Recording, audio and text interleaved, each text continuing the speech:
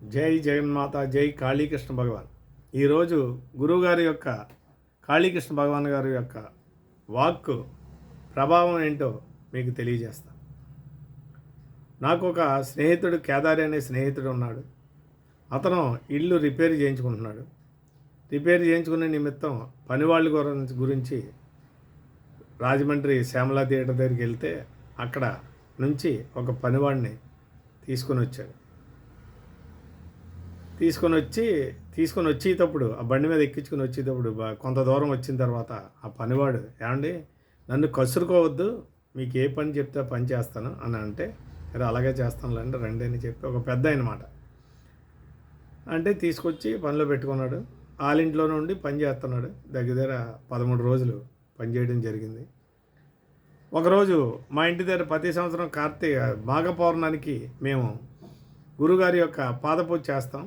అదే రోజు సాయంత్రం భజన కార్యక్రమం పెట్టుకుంటే ఆ భజన కార్యక్రమానికి ఆ ఫ్రెండ్ ఇతను పని చేసిన అతన్నే వెళ్దాం రా, చాలా బాగుంటుంది కార్యక్రమం అంటే నేను రానన్నానట ముందు. కానీ సర్లేండి వస్తానని చెప్పి వచ్చినా నేనేం తిన్నమాట. తినబోతులుగా భోజనం అది చాలా బాగుంటుంది అక్కడ, రా అన్నమాట. రా అంటే తీసుకొని వచ్చాడు. నేను లోపల ఆ సమయంలో గురువుగారి గురించి నేను మాట్లాడుతున్నాను. ఆ మాట్లాడే సమయంలో వీళ్ళిద్దరు రావడం జరిగిందంటే నాకు తెలియదు. అప్పుడు తెలియకపోతే నేను మాట్లాడిన మాట ఏంటంటే, గురువుగారు నేను ఉండగా ఒక ఆయన రిటైర్డ్ పర్సన్ ఒక ఆయన వచ్చి, ఏమండి నాకున్న 8 ఎకరాలు మా అబ్బాయికి ఇచ్చేసానండి, నేను ఇప్పుడు మీ ఆశ్రమంలో ఉండి సేవ చేసుకుంటానండి, మీకు నాకు దయ చూపాలి అని అన్నాడు. ఇదేంటి 8 ఎకరాలు మీ అబ్బాయికి ఇచ్చేయడం ఏంటి, నువ్వు నా దగ్గర సేవ చేయడం ఏంటి, నేను నిన్ను చూడడం ఏంటి అని గురువుగారు గట్టిగా అన్నారండి. ఓ ఏమయ్యో ఆఫీసరో, హక్కు వదిలితే దిక్కు లేదు, హక్కుని ఎప్పుడు వదులుకోకూడదు. 8 ఎకరాలు ఉన్నాయి కాబట్టి 2 ఎకరాలు 3 ఎకరాలు నీ పేరు మీద పెట్టుకుని మిగిలిన దాడికి అప్పచెప్పు.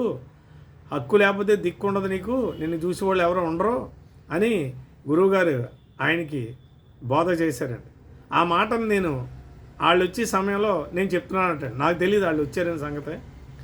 ఆ మాట విని భోజనం చేయనన్నాడు. భోజనం కూడా పూర్తిగా చేసి ఇంటికి వెళ్ళిన తర్వాత, ఏమండి కేదారి గారు ఒకసారి చాలా తప్పు చేశానండి, నేను యాక్చువల్గా పనివాడిని కాదు, నాకు 10 ఎకరాల పొలం ఉంది మా ఊర్లో. నేను ఇంటికంటే దగ్గర 6 నెలలు అయింది వచ్చేసి, మా అబ్బాయి ఒక మాట అన్నాడు, ఆ మాటకి తట్టుకోలేక నేను బయటకు వచ్చాను ఆస్తి అంతా వదులుకుని. మీ ఓడు హక్కు వదిలితే దిక్కు లేదని చెప్పాడు, నిజంగా నేను హక్కు వదిలేసుకుని ఇది అంతా తిరుగుతున్నాను. మా అబ్బాయి నువ్వు పాలేరుతో సమానం నాకు అన్నాడు ఏదో మాటలో కోపంలో. నన్ను పాలేరు అంటాడా ఎంత సంపాదించి నీకు అప్పచెప్తే అని ఆ మాటకి వేదన చెంది నేను వచ్చేసానండి. 6 నెలలు అయింది బయటే తిరుగుతున్నాను, ఒక్కసారి ఫోన్ చేయండి సార్ మా ఇంటికి అని చెప్పి ఫోన్ నెంబర్ అది ఇస్తే ఆ పిల్లలు అంతా గోలగోలట. వాళ్ళ అమ్మాయి ప్రెగ్నెంట్ అట, ఒక అమ్మాయి. నా డాడీ ఇలాగ వెళ్ళేవని ఆవిడ భార్య చాలా విపరీతమైన బాధ చెందారట.